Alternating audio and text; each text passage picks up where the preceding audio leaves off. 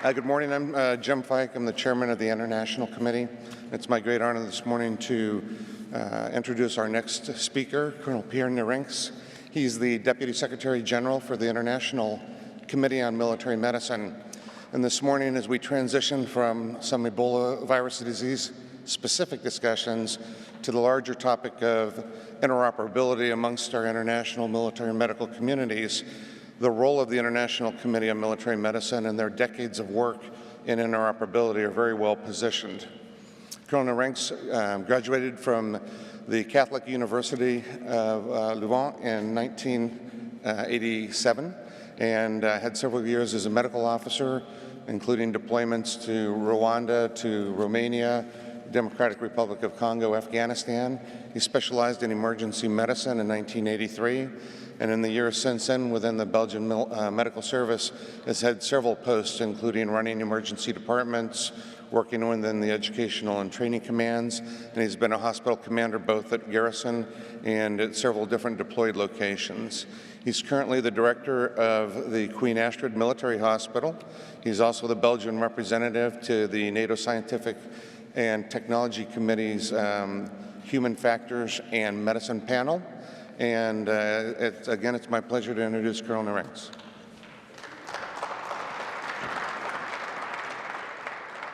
Thank you, Jim. Admiral Generals, thank you for giving me this opportunity to speak in this conference. Almost 1 century of international cooperation in military medicine. That's something I will explain to you in a few words due to the time schedule. What is ICMM, and is there a place for interoperability concept, which is our framework? Let's go back to the past.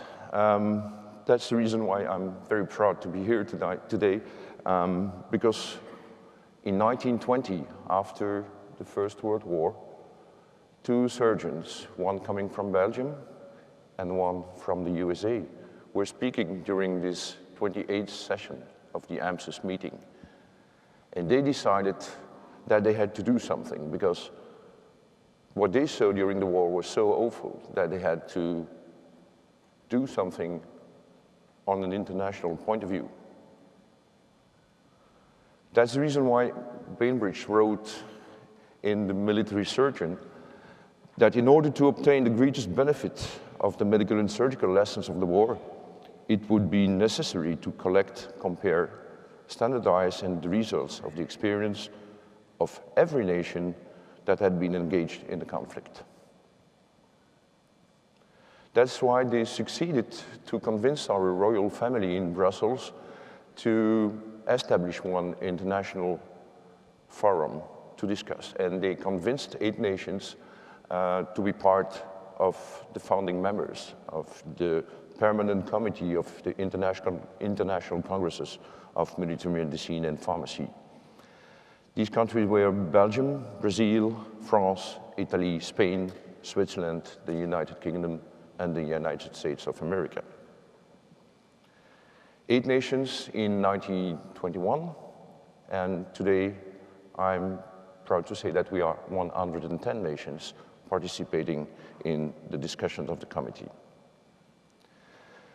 We are recognized as an organization, an international organization where specialized in the military medical affairs, and we are recognized by the IOs such as WHO, the International Committee of the Red Cross, the World Organization for Animal Health, and recently by UNAIDS. Our scope and goals are the following. We want to maintain and to reinforce the bonds between all medical services all over the world, and to promote the medical military scientific activities. The spectrum, I do not go into the details due to the time schedule, and I can assure you that we are speaking about medicine, dentistry, pharmacy, and vet problems. Our vision, and that's the vision of our founding fathers, is that we have to be a neutral place and we have to be impartial. During our meeting, there is no place for discussion about politics, philosophy, culture, or religion. We are an intergovernmental organization represented by our Surgeon Generals, and it's quite pleasant to see that in uniform, Surgeon Generals of all over the world are discussing during 1 week on medical topics without any consideration for the daily geopolitical situation. So ICMM must be the place for facilitating the contacts and the forum for convergence. Very quickly on our structure, since 1921, the seat of ICMM is located in Belgium, and we are functioning mainly with the biggest body of our committee, which is the Scientific Council. We have one board composed by the Surgeon Generals coming from the nations organizing the congresses.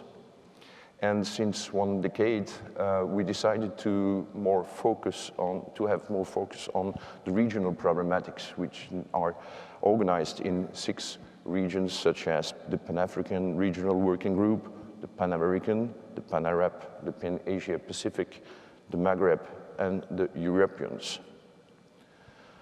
All the chairmen of those regional working groups are composing the international working group, which is giving advice and commands to the General Assembly, where all the Surgeon Generals are voting the position of the ICMM.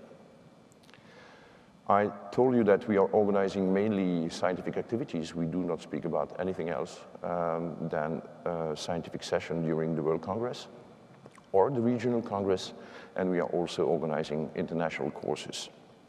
The main important ones are organized in Switzerland for the course on law on armed conflicts, the course and the workshop on military medical ethics. South Africa is organizing the course for the veterinarians. And Tunisia is, as an example, Tunisia is organizing the course on military medical support in desert operations.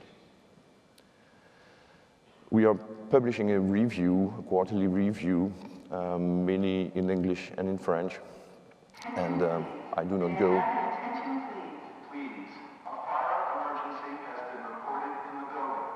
Thank you all for being back. And I promise to be short, so allow me to finish my presentation. When the ICMM was speaking about the interoperability, we had the big discussions, and the problem we identified, may I have the next slide, please? Is how do we define interoperability? And when we are reading different definitions, it's a question of acting together in order to achieve common objectives. Our question within our committee was is that feasible and applicable for 110 nations? And as we consider that interoperability is the top of the pyramid, which are the fundamentals of interoperability. So that's the reason why we recommend our member states to focus on the basis of common understanding of health in military environment.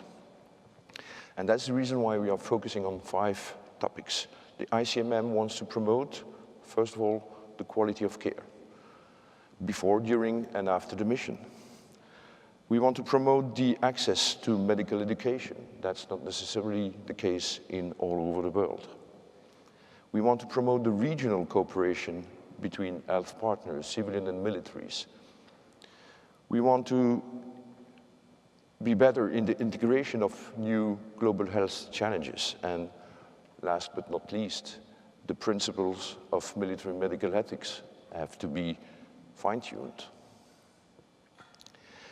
Let's go very quickly through all those points. The challenges we are facing concerning the quality of care is that all over the world, there are different approaches based on national policies. Okay, we have to accept that, but we remark that evidence-based medicine principles are not necessarily universal. That's the reason why we are asking our nations and our member states to introduce EBM discussions by each of the scientific activities. The medical education of military healthcare providers are not necessarily common in all the world. That's the reason why we want to emphasize the need to target the young generations. All the old colonels are very clever, but the problem is that when we are organizing a course, we do not necessarily want to teach the colonels, but we want to teach the captains and the lieutenants. There is a need for a scientific validation of the courses, and we have also to look for the better access to courses by some of our colleagues all over the world. They may not attend for long trips or attend congresses with high prices. That's the reason why we want to stimulate our regional working groups and the nation to organize themselves international courses locally for some of the region, in the region of the world. The partners and the cooperation with partners, we remark that in an environment with different policies, when there are strong national policies and guidelines, there is, on the diplomatic side, very little room for convergence. And on the other side of the spectrum, when there are no policy, we are facing enormous threats, and the crisis we are living today is one of those. That's the reason why we asked the international organizations directors to improve the connection with the military services all over the world, just to help some of our countries and our member states to develop stronger civilian and military policies, but not necessarily as strong as we need to have. But the promise is always to find the best common solution for every nation. We are, since centuries, we are convinced that DNBIs are the most challenging issue in our military medicine work. We are convinced that the globalization, and we are seeing the emerging health risks growing. We are all deploying in endemic areas, and we see that imported and exported infection by the deployed troops is a problem.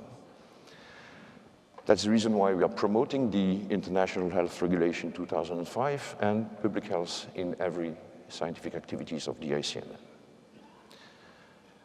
As I said, last but not least, the principle of military medical ethics is something we have to think about. We need to develop a global understanding of medical ethics within the military, and we have to develop one educational and common educational program for our healthcare providers. That's the reason why we are closely cooperating these last months with the ICRC. ICRC is producing a very huge program. You probably heard about healthcare in danger, and if not, I recommend you to have a look on their website. It's a very huge program, also providing everyone an e-learning platform on the law of armed conflicts, on the military medical ethics. Allow me to conclude this short presentation, this very short presentation on ICMM. ICMM is a neutral and impartial organization for military medical services.